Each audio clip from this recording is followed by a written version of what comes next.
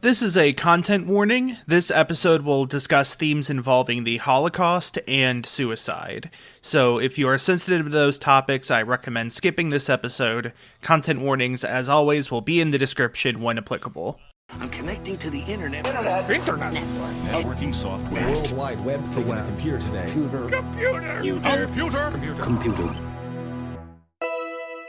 Net Surfer Pro. Hey, welcome to the party. Hey, it's really great to be here. Yeah, so how did you know Soulless 5? Well, I kind of got into Guitar Hero stuff a little bit later. Got the nostalgia kick. Nostalgia critic? The nostalgia crick in my neck. That's the one thing I don't want in my neck is Doug Walker. Oh no. So now that that's out of the way, I don't want to be in this scene anymore. Yeah. I elect not to. Soulless 5 is dead. It has been full comboed. Yes. By Asai, the famous Clone Hero streamer. So, background for what the hell I just said. Yes. First off, I want to say, if something soulless dies, does that mean it gains a soul, or...? I think it just has negative soul. Oh, yeah. Check out my new ambient noise album, Negative Soul. I take soul music and I flip it into all negative notes. It's great. I flip it, which means it sounds exactly the same. So yeah, no Soulless one 5. Will ever know. Okay, Soulless 5. So Clone Hero, if you're not aware, is basically just the continuation of Guitar Hero, but like free, like open source, fan made. And Soulless is a series of progressively harder and harder songs created by a creator named Exile Lord. Yes, Exile Lord writes the music and makes the charts for it. Because, so just to actually clarify, Clone Hero is specifically made for making charts of other music. It's not like, it doesn't really come bundled with songs. Instead, you have to download charts made by other people. Charts being like, playing the song in Guitar Hero. So it's closer to like Osu in that way, where it's like a fan engine to recreate the game mechanics. Yeah. And so yeah, Exile Lord has made the music and made the charts for them. Oftentimes the music is made to facilitate hard patterns.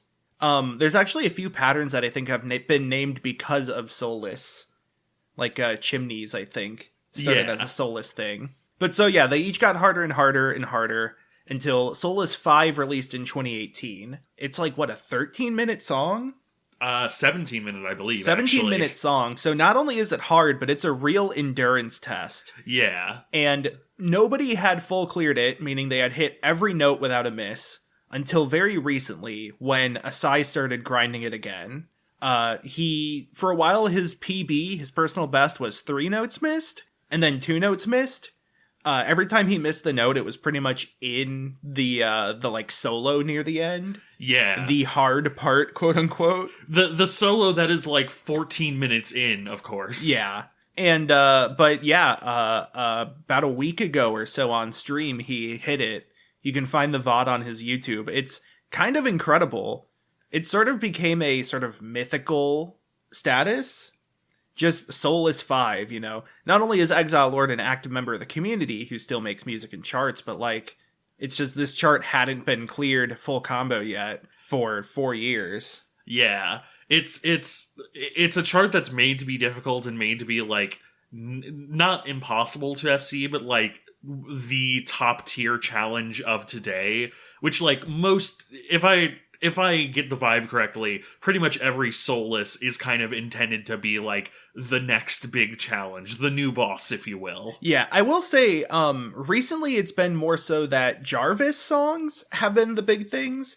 Jarvis is a chiptune composer who also makes Clone Hero charts of his own music. Or their own music, I don't really know the gender. But Jarvis has songs like Megalodon I think it's Megalodon, and Prevail, I think, was also Jarvis. A lot of the other, like, really hard charts have come out of Jarvis. Nice.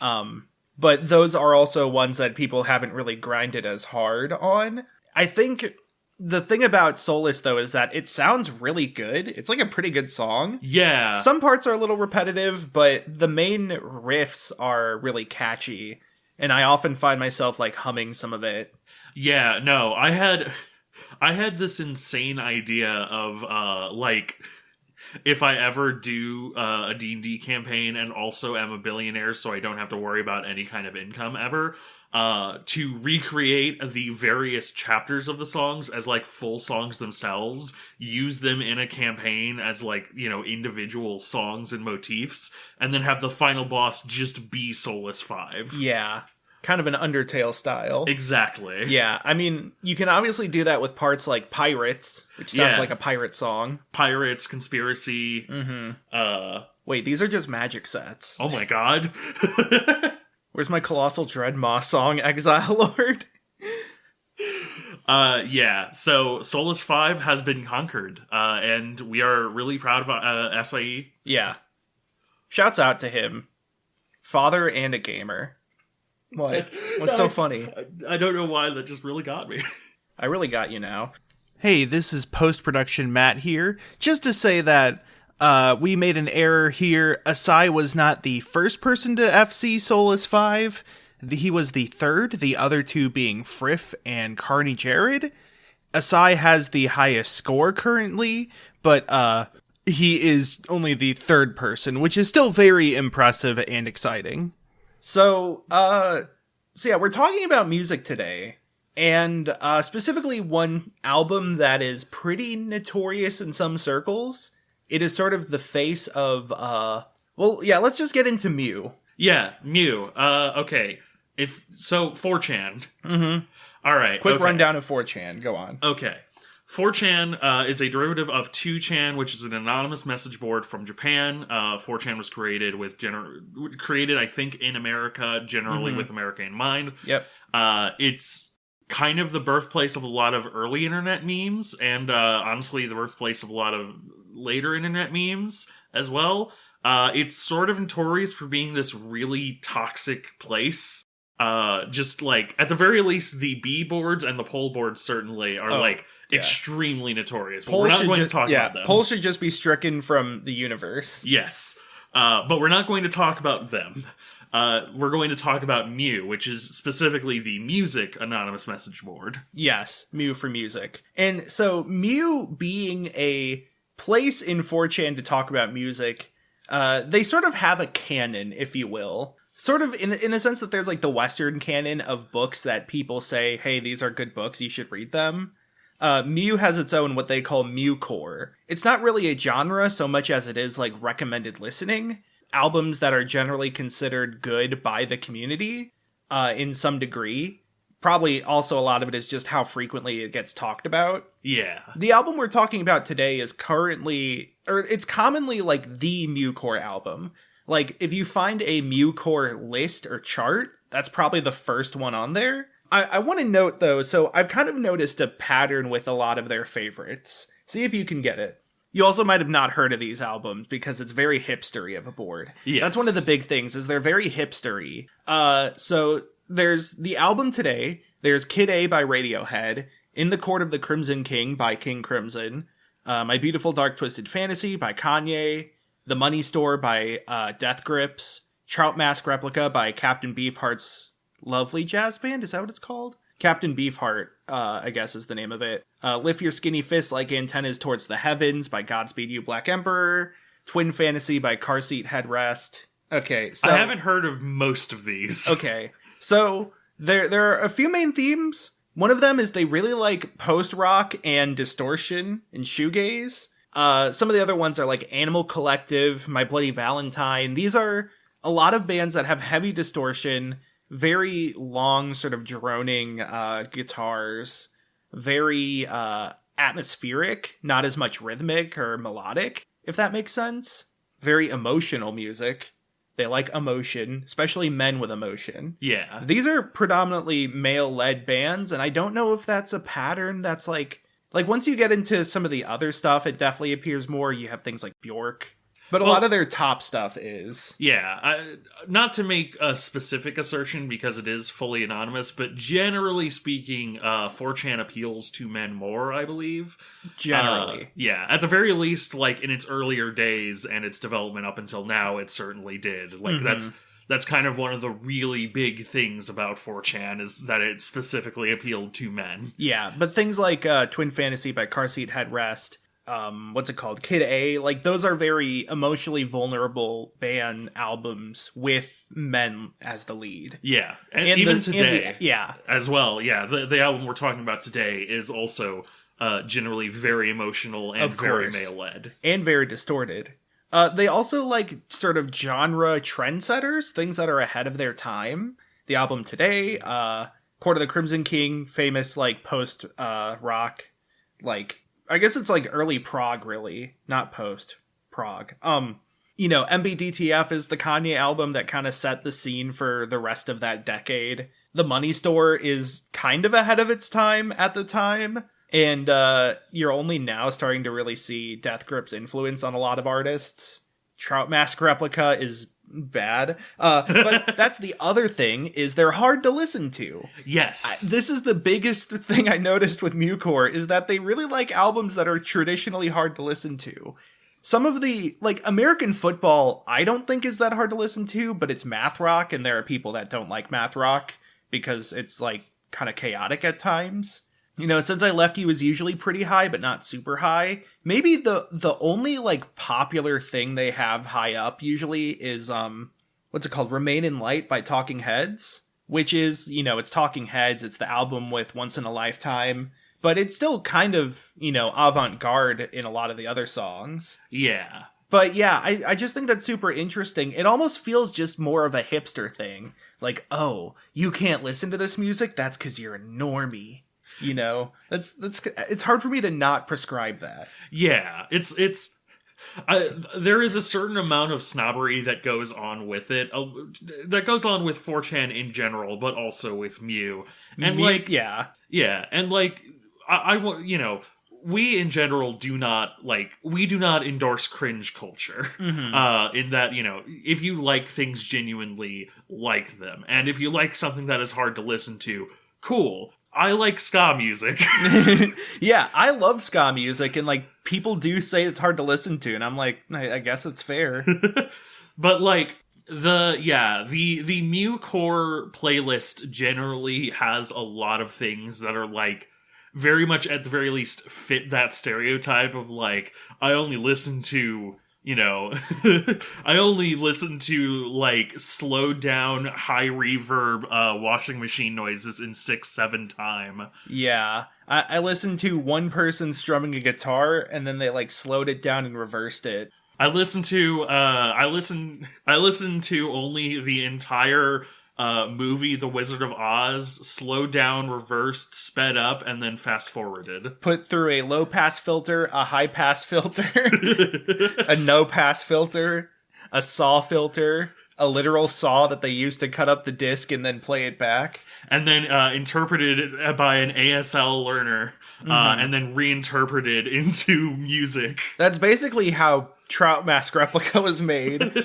Which, I think that's the epitome of it in some ways, is because it's an album made by somebody who doesn't know how to compose music.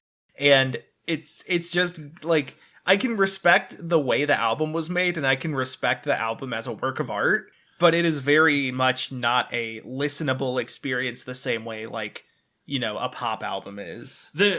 One of my favorite literary jokes, and let me be clear, let me be clear, I'm also being an asshole here. One of my favorite literary jokes is Kilgore Trout, the character who appears in multiple works by Kurt Vonnegut, whereby the joke is essentially that he's made a whole bunch of sci-fi novels that sound interesting with a one-sentence descriptor, because every sci-fi novel sounds interesting if you have a one-sentence descriptor, but actually reading it is a fucking slog. Especially Kurt Vonnegut. Indeed.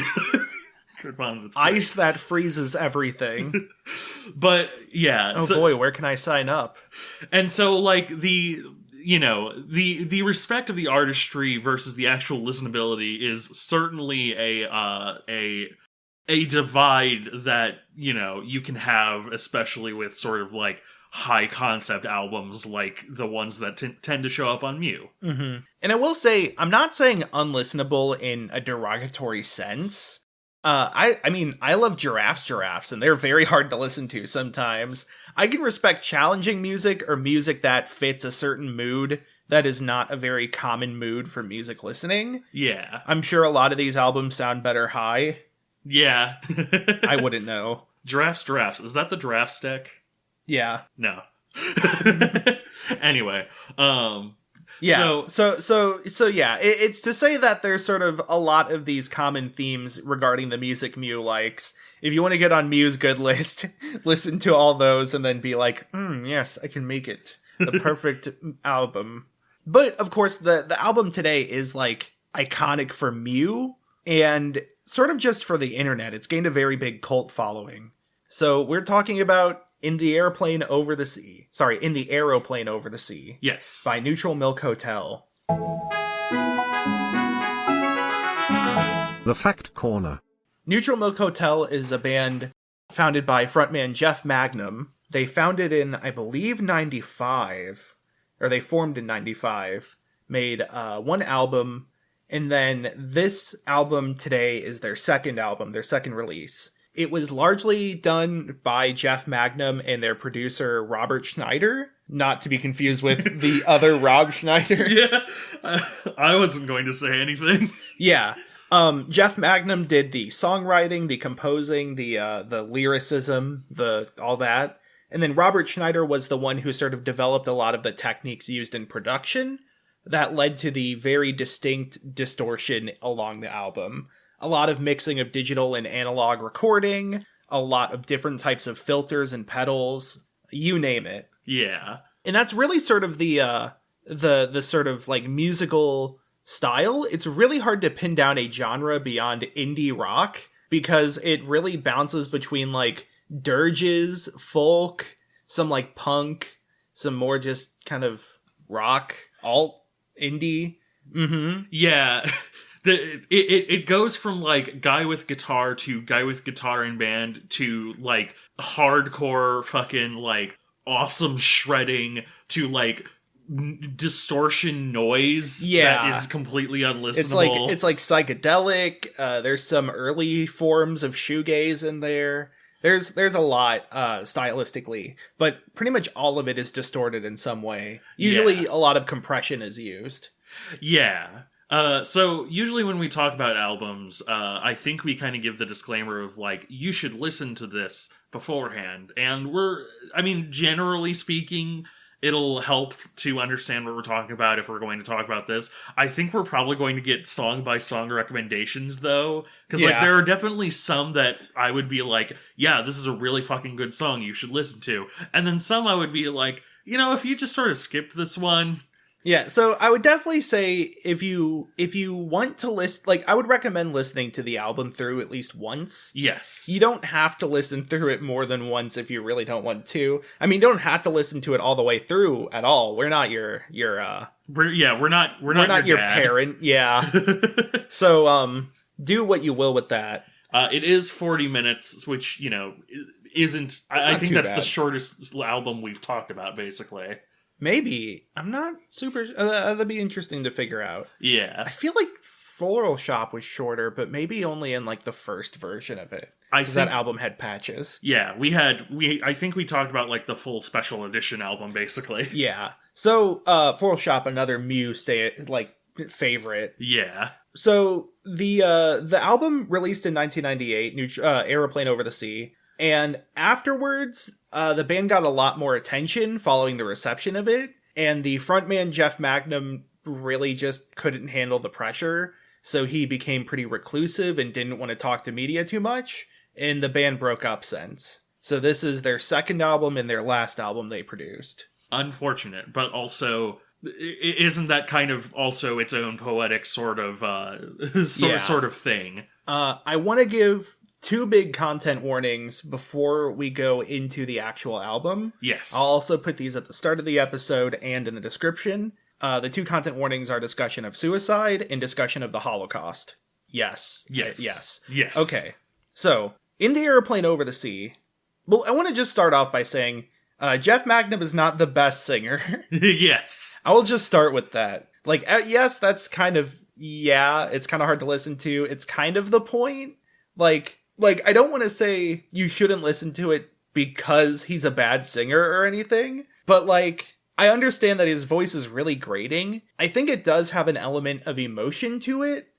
Yeah. Sort of rawness. He almost sounds like screaming or crying at times, which fits the emotion of the album. Yeah. Yeah. So it starts with King of Carrot Flowers Part 1. And I kind of love this because it's a very calm, chill, kind of unassuming song at first. It opens with a tarot card reading.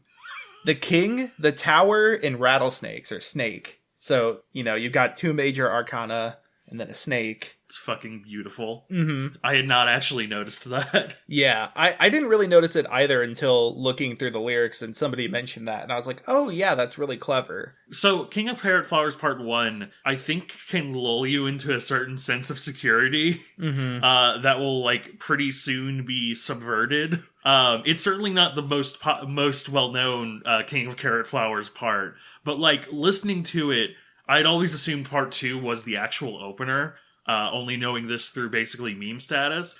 King of Carrot Flowers Part 1 is like super my style of music. Yeah. Like to a absolutely insane degree. Mm-hmm. And so like it is just a really, really good song. Mm-hmm. Like I said, it's unassuming. Yeah. Yeah. The lyrics talk about 2 people having sex. Yeah. I want to mention that the depictions of sex in this album are very messy and tender and raw and kind of whimsical. Yes. But okay. there's a lot of like very like I don't know, it's not romanticized all the time. Or it's romanticized in a weird way. So, okay.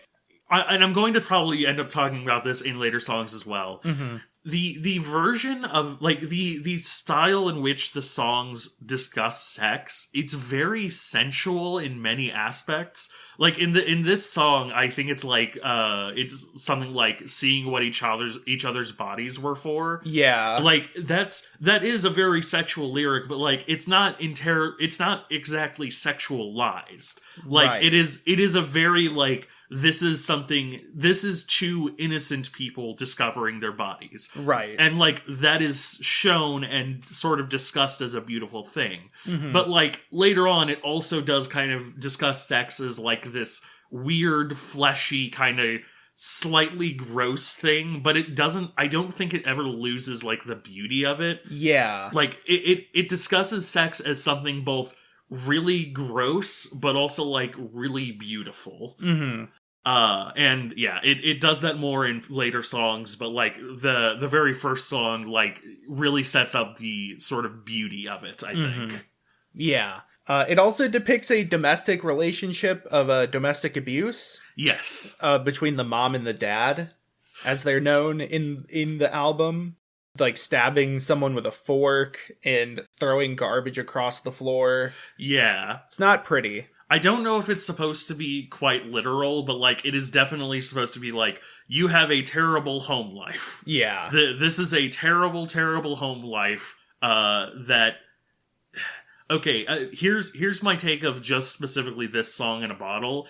It seems to give the vibe to me of like having a terrible home life but still being nostalgic for it. Mm-hmm. Like, it is clearly not good, but you can't help but still feel a certain sadness that of the days gone. Yeah. A lot of the album has to do with these sort of conflicting emotions and conflicting states of being. In this case, there's like the young and the old, the alive and not quite dead, but the dying. Yeah. The tender and the mad and broken. And all of that is talked about with very similar tone. Yeah. Which is what's interesting to me. That these are things that happened and, they might be described with different words. The sex is more poetic and the domestic abuse is more literal. But, like, at the same time, they're both present with the same notes, the same chords in the song. Yeah.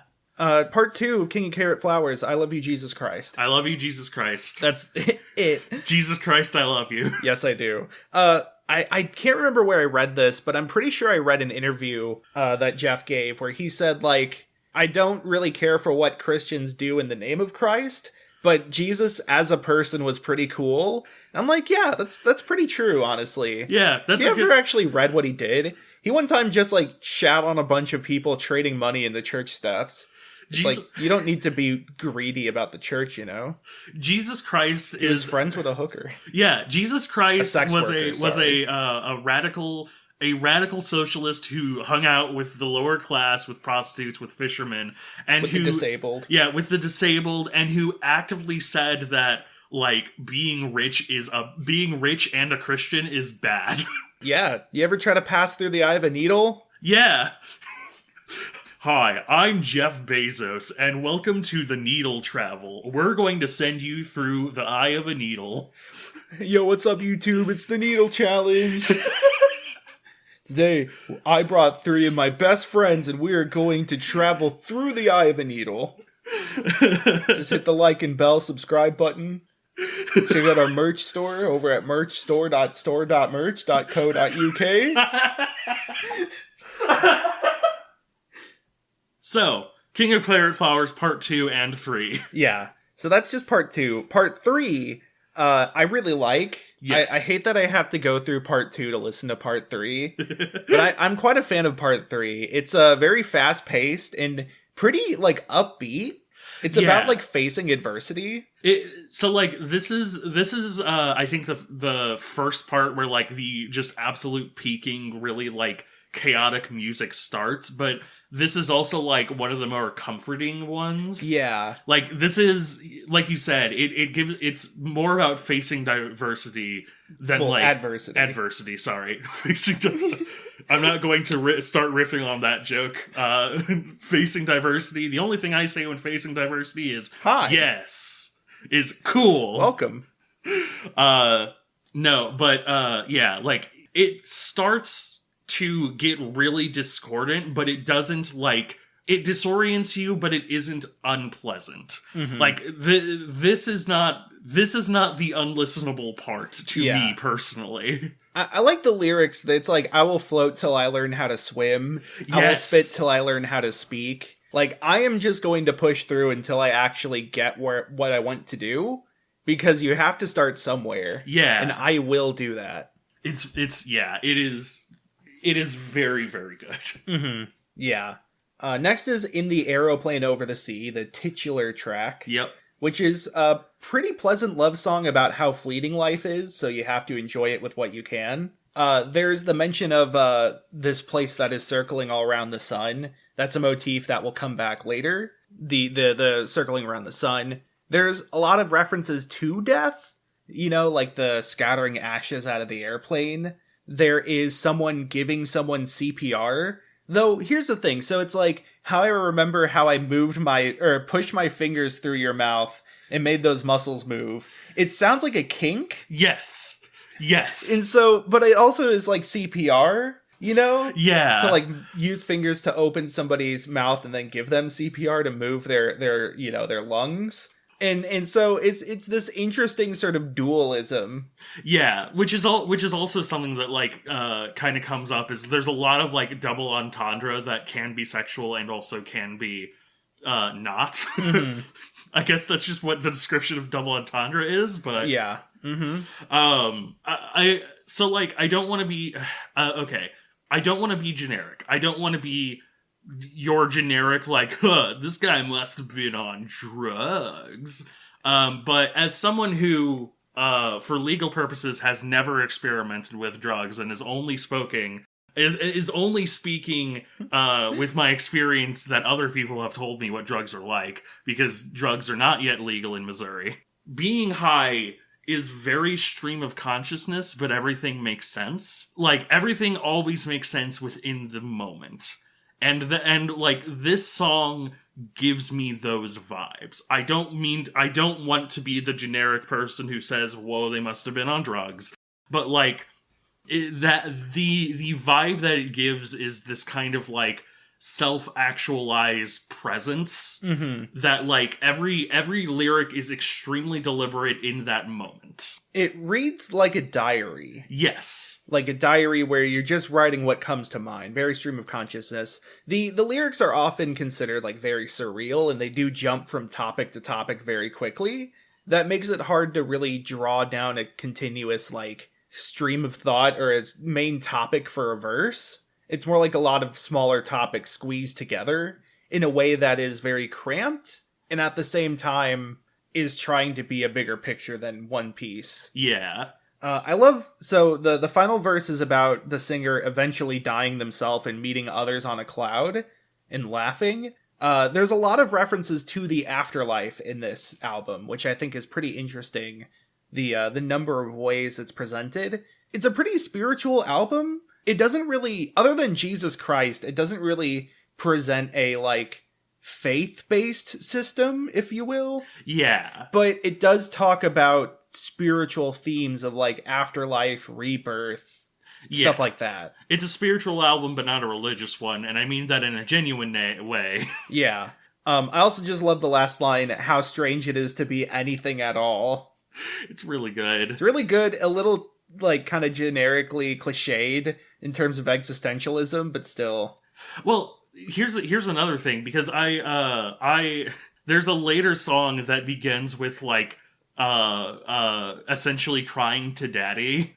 It's like, it basically starts with, like, oh daddy, why didn't you love me? It's not literally that, but, like, and I kind of had that thought of, like, man, this is so indie album. Mm-hmm. This is, like, the exact thing that, like, you know, indie artists and this kind of music gets made fun of for. But this is also 98. Like, this is cutting edge of that. Mm-hmm. It to an extent. Like, not that people weren't complaining about their dads before, but, like... This is when that guard was still avant. Yes, exactly. The edge was still cutting. I do have one criticism, which is that the discordant, like, I think they're violins near the end. I hate them. Mm-hmm. And I understand that, like, especially with later songs, there is points where, like, the discordance is supposed to be the point in many examples. Mm-hmm. But, like, there's a difference between discord and unlistenable. Yeah. To me, personally. And the violins really start to teeter over to the edge, too. I'm just gonna skip to the next song. Mm-hmm. Next song is Two-Headed Boy, which is... one that I think is also kind of unassuming if you were to listen to it out of context. Yes. It's like one of the least distorted songs in the album. Yes. It has a slightly more conventional structure as well, kind of. It has like 3 or 4 verses, but you know. It's a really complicated album lyric-wise, because like it has sort of a literal aspect of a boy with 2 heads stuck in a jar, trying to communicate with the outside world. I personally view that as somebody who is, like, having trouble communicating themselves, and so is looking for a way to express it. Yeah. This is shown through creative means of, like, dancing along with a accordion piece, or accordion keys, you know, accordion music. Yeah. And building a radio, which, you know, you can play music out of, or it could be, like, a walkie-talkie radio. I like the allusion to dance because I think it kind of adds to the stream of consciousness, since, like, dance is essentially just the physical expression of self. Mm-hmm. You know? Mm-hmm. Dance is the physical expression of self. Mm-hmm. Also, All Floating in Glass, I actually did not, originally when I heard that lyric, I interpreted that as, like, it being in a mirror. Mm-hmm. Like Two-Headed Boy is not literally a boy with 2 heads, but somebody who is looking at themselves in a mirror, and, like, it's I interpreted this song in some way to be a discussion with yourself. Yeah. To sort of add to that themes of loneliness. Mm-hmm. My vision of the Two-Headed Boy was it is somebody with 2 sides. One side that is, like, the inner side, and then the other side that's the outer side. Yeah. The outer side is colder and distant in grief, but the inner side is the one that wants to be expressed. The one that is trying to tap on the jar. The jar being the jar of the mind. The jar of the heart. The jar of the soul. Not any other jar. We don't talk about other jars. Yeah, there's no other jars in this album. The jar could be like a casket. The singer trying to find any semblance of the boy being alive. I like that. Yeah. Yeah. This is also where more sort of like sensual lyrics. This is kind of where I actually have the note about sensuality, about taking off our clothes and placing fingers through the notches in your spine, which is like a real like. It feels sensual and sexual, but it also feels like weird. It's literal. Yeah. Who says notches in your spine in a sexy way? Yeah. Name something that a man would like about a woman. The notches in her spine. Survey says it's on the board. That was Jeff Magnum in the audience. I was in the survey.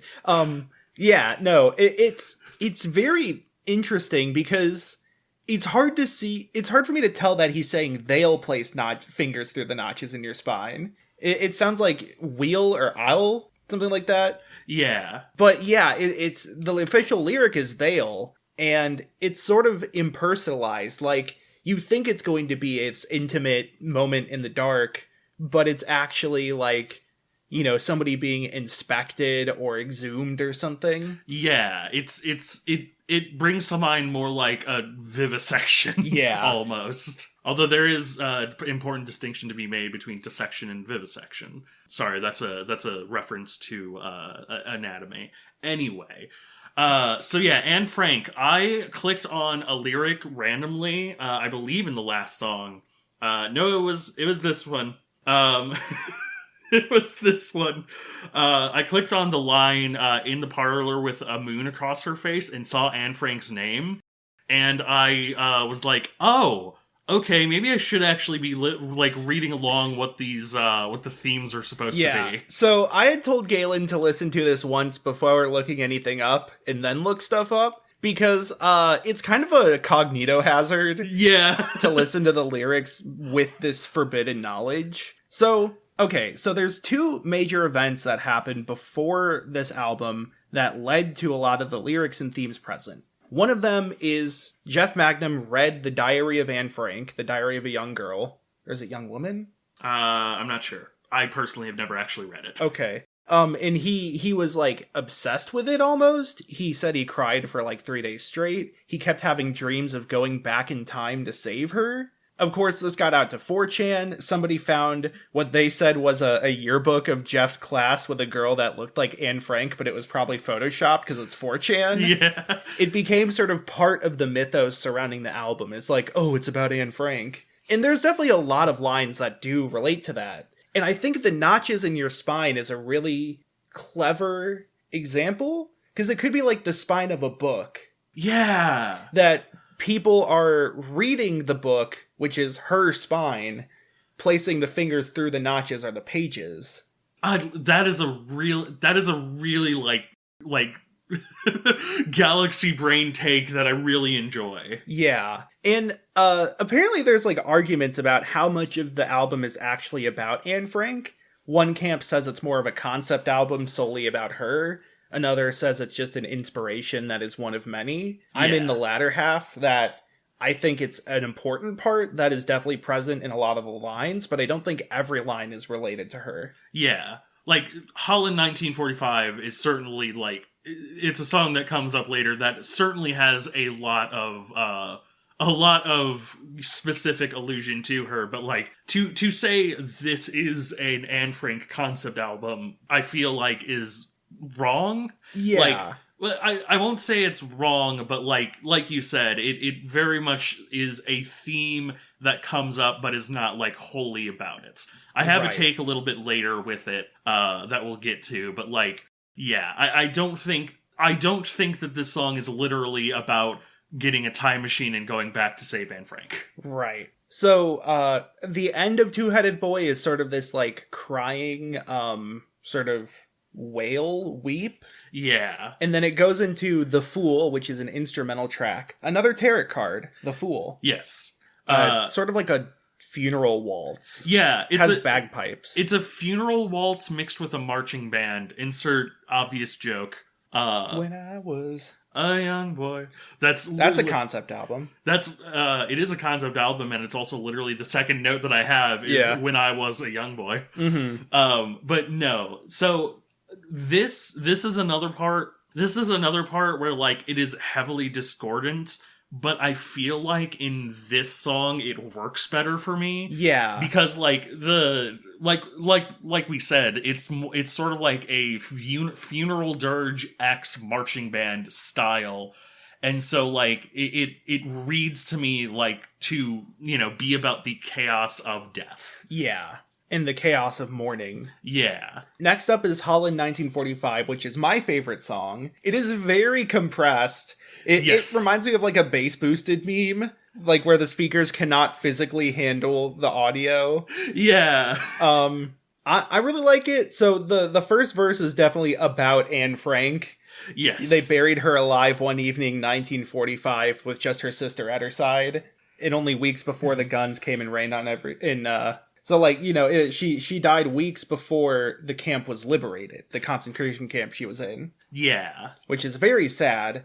But then it presents a sort of reincarnation that Anne Frank was reborn in another life as a pianist playing a piano with passion. A sort of like, you know, in another life she is able to be expressive and self-actualized. Yeah. This is also like where more of that sort of spinning comes in, sort of the circle of life or the rotation of the universe.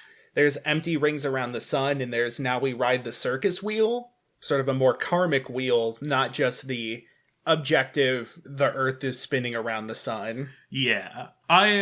This is definitely where like the sort of literal aspects of the of the Anne Frank inspiration. Yeah, sure. This is where like the literal aspects of the Anne Frank inspiration come in, but I also feel like it is using the literal story, but it can also kind of read it as a personal story. Like, it is literally about picking up the rubble after a mass tragedy, but you can easily kind of like infer a certain personal story of that, of like picking up the rubble after a personal tragedy as well. Right. So this is where the other major event comes in, is that prior to this album's recording, the brother of one of Jeff's friends committed suicide. And that is present in this song with the second verse, the dark brother asking why, says it was good to be alive, but now he rides upon a flame. All that. That is presenting the brother of his friend and saying, like, you know, we have to be able to move on from this in some way. Yeah. It clearly affected Jeff Magnum very personally as well, because, I mean, it's present in so many of these songs. Yeah. This is sort of a way for him to help move forward as well. Help himself move forward. I do love the Earth looks better from the star that's right above from where you are.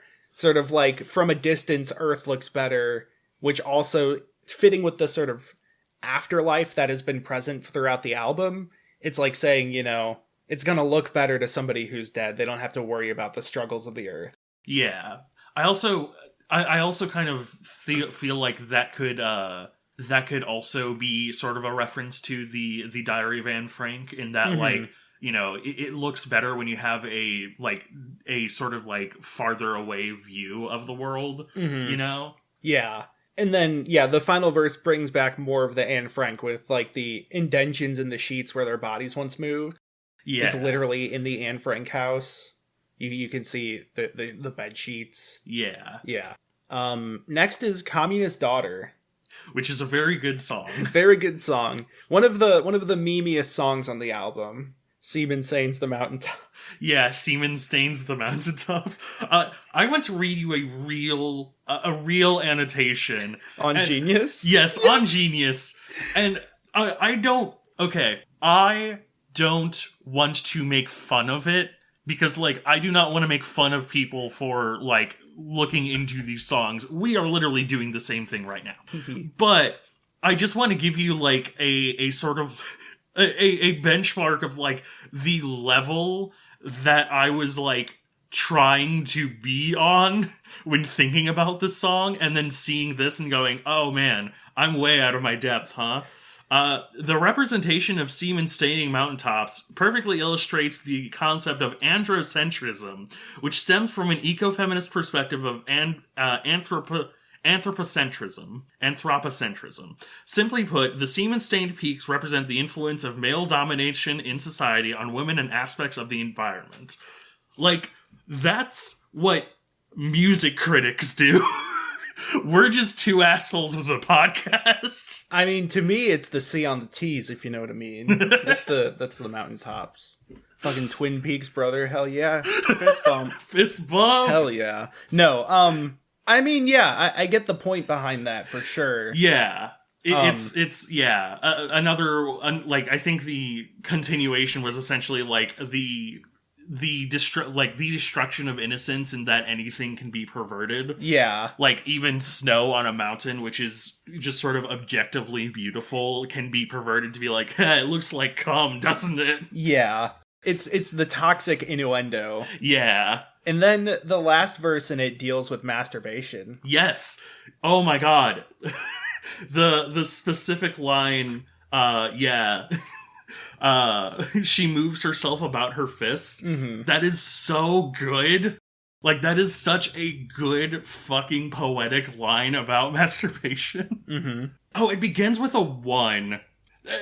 Even in like the most like even in the most like I am coming down here to be something of a music snob myself and interpret these things in a poetic manner. Every once in a while, I run into something that I hear and I go, "Oh, shut the fuck up!" And that one did it for me. I don't know why. I was just like, you don't get to just say 1. It's the House of Leaves check mark. Okay, next is O Comely, which is the longest song on the album at like 8 minutes. It is 8 minutes long. It's very complex. Pretty like dour. Yeah. It's sort of like a song about death and perversion. Like, it's about a lot. It's deeply personal and deeply complex. Yeah. There's a description of a happy memory that wasn't as exciting in real life as it was in memory. There's a verse about needing comfort from friends, but the singer not being able to provide, only painting himself as an enemy. Yeah. The chorus is the singer saying, like, you know, I will not love you even when you try to sweet talk me, essentially, to paraphrase. This also, I feel like, explores the darker side of sexuality, but it doesn't lose the beauty of sex, but it explores how it can be bad. Like, it discusses, like, essentially the father cheating on the mother, in, like, a really grotesque way, like the father creating fetuses while the mother is away or something like that. While the mother's sleeping in a trailer park. Yeah. Yeah, it's that like, difficult marriage from that first song brought back, and now the daughter in this scenario is turning to music as a form of expression. Yeah. And then there's a ton of innuendo with pistons. Yeah. and a garden. Okay. Here's I think one of my big takes. So the line, "Will she remember me 50 years later? I wished I could have saved her in some sort of time machine." Firstly, funny. The most overt line. Yeah. But I really like the line, "Will she remember me 50 years later?" Yeah. Because I feel like one big theme of this album, and this probably isn't a hot take, is essentially like the terrifying sadness of never being able to meet your heroes. Like, the unfortunate state of, you know, this random girl who was suddenly thrust to popularity far posthumously after her death. And so, like, she is a massive figurehead. She is, like, one of the first, like, Holocaust victims you think of, like, when you think of people who died in the Holocaust. And that is, like, on one hand, that is a great thing. Like, we need to have that connection to the actual people who were the victims of these terrible tragedies. But at the same time, like, you know, if you got to heaven, or the afterlife, whatever the afterlife is, and met Anne Frank and said, "Oh my God, your diary, like, absolute, like, you know, I am such a, you know, it impacted me so much," she would have no idea who you are. She would be like, "Why are you reading my diary? Yeah. That's my diary. You know what a diary is?" Yeah. It said diary. What do you mean you mass printed it? Yeah, it's interesting because, like, it's definitely this one-sided view of, like, you know, I'm so captivated by this person who died 50 years before, you know, writing this song or whatever. Yeah. And it's that, like, I feel like I have a personal connection, but I literally cannot and do not. Yeah. Parasocial, almost, to use a sort of current word. In modern context, it would definitely be like the terrifying ordeal of a parasocial relationship, but even then it's like not exactly one-to-one because it's a posthumous parasocial relationship. It's even like, if he were to go back in time simply to save her life, would she remember that act 50 years into the future? Yeah. Would she see Jeff Magnum and be like, "You were the time man"? Yeah. There's all okay, I want to probably put in the most controversial part of this, which is that I will also not hear any. I do not know Jeff Magnum. Mm-hmm. I do not know him as a person. However, sexuality, from my understanding, is like a really big part of Anne Frank's diary. Is like her exploration of sexuality that gets censored a lot, like that gets completely stricken from the record. So like, I will have zero, like, discussion of, like, is this man a secret pedophile because he's talking about sex in the context of Anne Frank? Like, art transcends certain things. Yeah. You know, like, we're not going to even entertain that kind of discussion. Mm-hmm. I do not know the man himself, but at the very least, based on this work, we can't say what the man is. Yeah.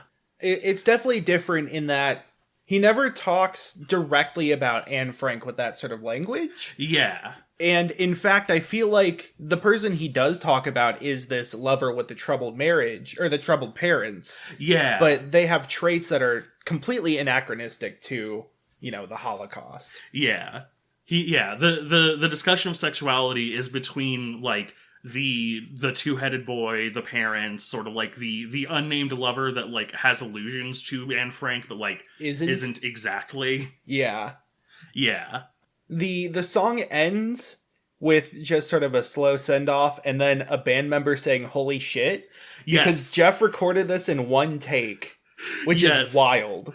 Like, that's my favorite little trivia, is that there's a literal quiet "holy shit" because this is a one-take song. And he did it in one take, and it's just, it's surprising. I respect that. Even though I'm not the biggest fan of the song itself. Yeah. I really respect the skill required in there. So, next song is Ghost, which is kind of a mixed bag for me. So, in an interview with Puncture Magazine, Jeff stated that the idea started with a ghost living in his house. The idea that a ghost could be there. And so it almost like summons the ghost with a seance. Yeah. What the chorus has, like, "Never be afraid to watch the morning paper blow," which sounds like a very average occurrence. Like, it sounds like never be afraid to just live through an average life, a boring life, one where you get the paper in the morning. Yeah. And it's kind of windy, so it blows. But then it says, "into a hole where no one can escape." I want to contrast that with the line in King of Carrot Flowers Part 1, "into that sacred place where no one dares to go." Oh, yeah. So, the no one dares to go is the sexual innuendo part. You can fill in the blanks yourself, listener. But also, it could sort of just be the soul, the literal soul, because that's what it's described as in King of Carrot Flowers. And so, if the paper is going into the literal soul of someone, it's like displaying their innermost thoughts. No one can escape the paper because it immortalizes the text. Yeah. You know, history is told through books in this regard, through text. The paper tells of big events. So you could think of it either as literal, the Diary of Anne Frank, or just like the newspaper. Like, all those events happening are just headlines. Yeah. But you shouldn't be afraid of the headlines appearing.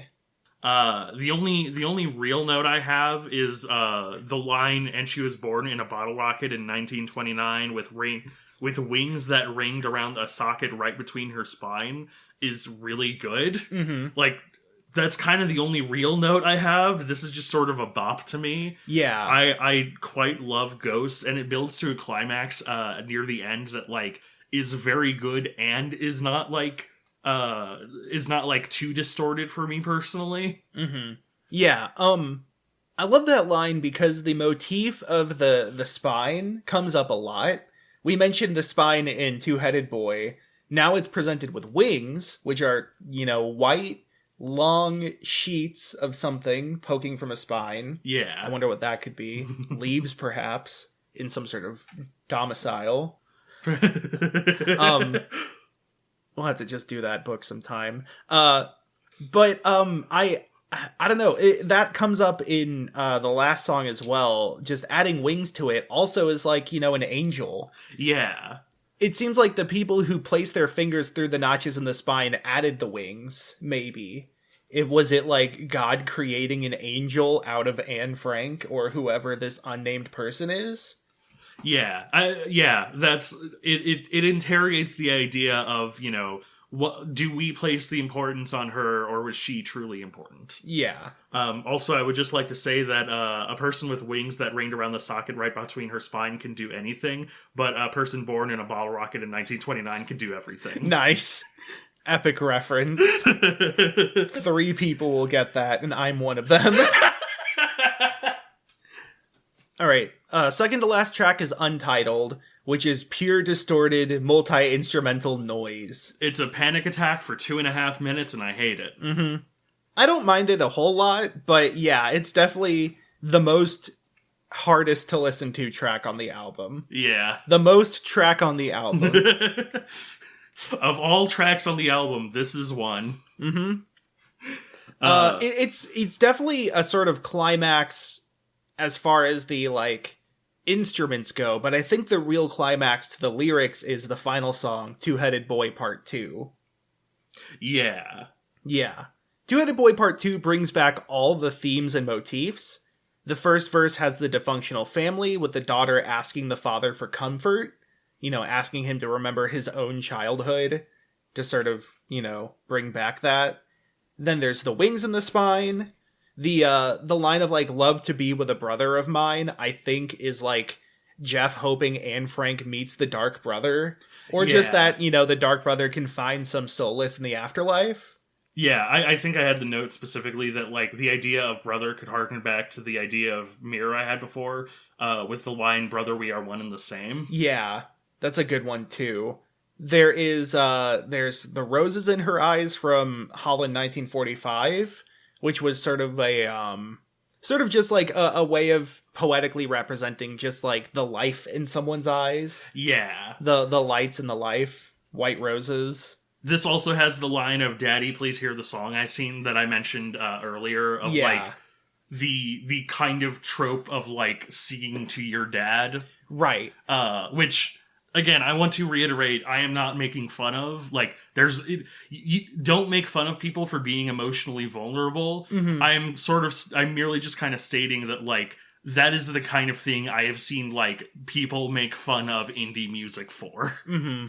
But narratively, it follows that is being said by the daughter of the father. Yeah. Because in Oh Comely, I believe, she started turning to music as a way to express herself. Yeah. There is a verse that is much more graphic about the suicide and saying, I'd rather remember this person with, a good smile and all that rather than the negative. I love this line, "God is a place where some holy spectacle lies. God is a place where you'll wait for the rest of your life." I kind of love that.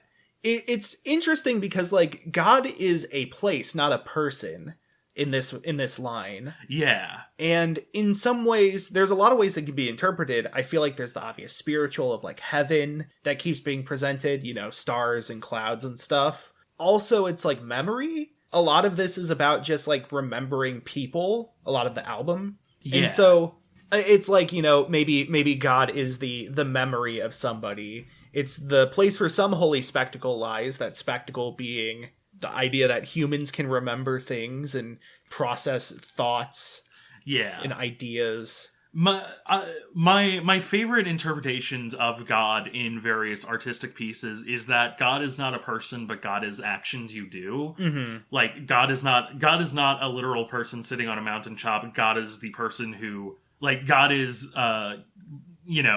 someone acting in good faith for a good reason. And so, like, I really like the interpretation of, like you said, God as a place. God is us, ostensibly. God could be a book. Again, remembering people who have passed. Yeah. What if God was one of us? Just a stranger on a bus. God is a girl, though. So the outro of the song reprises the main rhythm and melody of Two-Headed Boy. She feeds tomatoes and radio wires is a great line. It sounds like kind of duplicitous. The scandalous and duplicitous girlfriend, Carissa. No, it sounds like that, but it's also like you remember the Two-Headed Boy was making a radio to, like, communicate, and so it's like she is helping the Two-Headed Boy by giving him radio wires to construct a radio. Yeah. And then finally it ends with the line, "Don't hate her when she gets up to leave." And I feel like this is it's such a good capstone. Because throughout the whole album, it's been, like, nostalgia, memory, longing to have met this person who died long ago. And I think this is just, it's not only letting go of a relationship, it's letting go of these things in the past you're too obsessed with. Yeah. Like, she gets up to leave is both, somebody leaving a relationship because it's not healthy, which appears a few times, or leaving a relationship because they're not getting enough out of it. Maybe that it's too focused on sex or something. I don't know. Yeah. Or it's just you have to move on from a loss. Yeah. Or, in this case, Anne Frank, she has to get out of your head at some point in that you can't be so obsessed with her. Yeah. Or, it's like there's times to move on from grief, I guess. Yeah. You'll never truly move on, but it's not like moving past it forgets it either.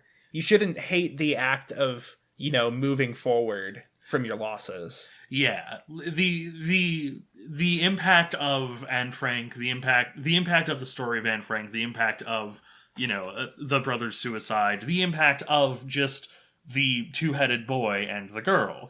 Like, it will never be forgotten, but it will also never be, like, a part of you for the rest of life. Mm-hmm. Like, it has to, there is an endpoint to everything, and so you have to learn to let things just kind of end. I think it's very poetic in a weird way that's kind of morbid that the band broke up after this. Yeah. That this was the last album they made. Because the album ends with Jeff Magnum sitting up. Yeah. The ending, this is the exact opposite of One, where the ending is like him setting down the guitar and then literally standing up and walking away. And I think that is so good. It's great. So, like, I feel like my relationship with so much media becomes too much of an attachment that it becomes difficult when I realize it's ending. Like, Arthur ended, and I was in shock. Yeah. Arthur had started before I was born and was going for my whole life until it just ended. There's a ton of things like that where they ran for forever and I took it for granted. Like, Adventure Time, when that ended, even though that, began while I was well into my life, when it ended, I was still like, wow, that's the end of it, huh? There's no more. And I feel like with music artists, it's easy to be like, oh, I can't wait for their next album. You'll listen to their most recent and it'll be like, oh, I can't wait to see what they do next, But at the same time, people can't always be making music. Things will have to end at some point. And so don't hate the bands for breaking up. Even if they just released a, stellar album, even if it was just an okay album, like kind of the general critical reception was at the time for Airplane, was, just like it has to end at some point. So instead of worrying about that loss or trying to hold on to it. You know, maybe letting yourself deal with the loss of media is a healthy way to prepare yourself for life. Yeah, I think it's even more poignant, especially with music artists, because like things like shows, there will always be iconic voice actors and such like that, but like, you know, voice actors or actors in shows, they can have replacements. That's easy for you to say. Sometimes, I mean, Arthur went through multiple different voice actors for their characters. Sure. Or like, you know, Sesame Street is going to go through and will go through multiple different like people who are Big Bird or whatever. Sure. But like music artists are like, you know, especially if you find like solo artists and stuff, they have exactly the same finite amount of time on this earth that you do. You know, it's even more kind of specific with stuff like that, with stuff like, you know, specific bands or specific like authors, stuff like that, where you know, these are people who are kind of irreplaceable within whatever they specifically do. Though, I mean, that's still kind of rude to voice actors. Listen, yeah, I'm not like. Can you imagine Animaniacs without Rob Paulson? That's fair. I'm not. Listen, you're 100% correct. I'm just saying that, like, theoretically, you could syndicate past like the original voice actor. The only voice actor that I will ever be rude to is Steven Crowder. Yeah. The famous voice of the Brain and nothing else. And nothing else. The Brain wasn't even in the finale. What happened to him? He must have... Is he just like a brain cell?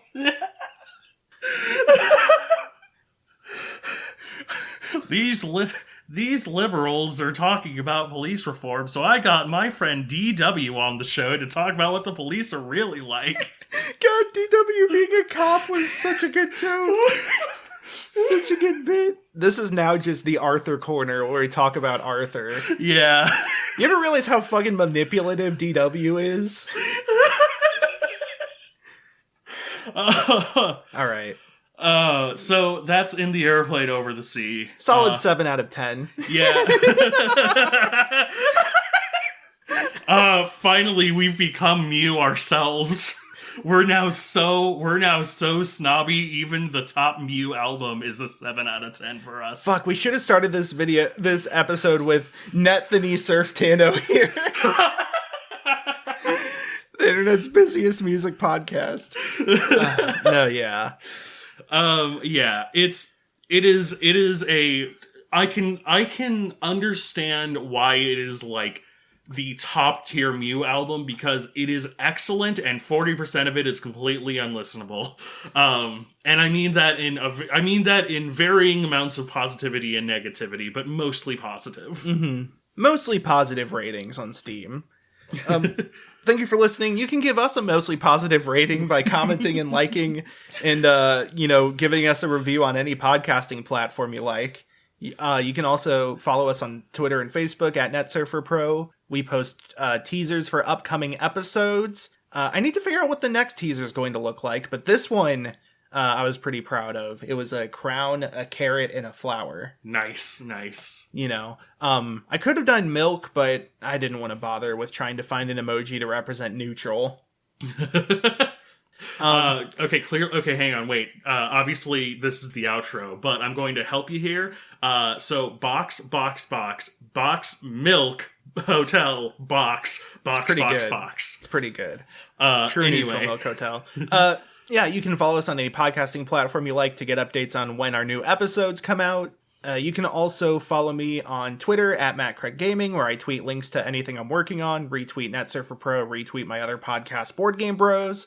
I stream and I tweet out links to when I go live. I've been streaming on twitch.tv/twack, and I've been streaming a lot of La Mulana 2. Fantastic game. Don't recommend it because it is wild and brain hurty, but it's a great game, great time. Come check that out. You can follow me on YouTube at youtube.com/user/I eat at Sonic, Or if you look up Twax Playthroughs, my second channel, which there's a link to from my Twitter, you can find our playthroughs of things when we upload them, as well as our Nira tier list video, which has been glowing reviews. A YouTube commenter said it was an important tier list. Yes. So check that all out. Meanwhile, you can find me at Twitter and also at TikTok at Galen Wilson. That's at GALENWLS0N. I post my hot takes, and I've had a pretty good track record with TikTok the past couple of times I've uploaded a video. You can find me on YouTube at The Only Galen on YouTube, where one of these days I will upload a video, I swear it. And you can also find me on Twitch at Machine Gun Vampire on Twitch, where I genuinely might actually stream because the new Stanley Parable Ultra Deluxe is coming out, and God damn it, I want to play it, and I might actually stream it. So who knows? If you feel like looking up that, then go ahead and give me, a look up there. But aside from that, that's all my socials. Thank you very much for listening. Do you ever think that the reason why DW became a cop is literally because a snowball melted one time?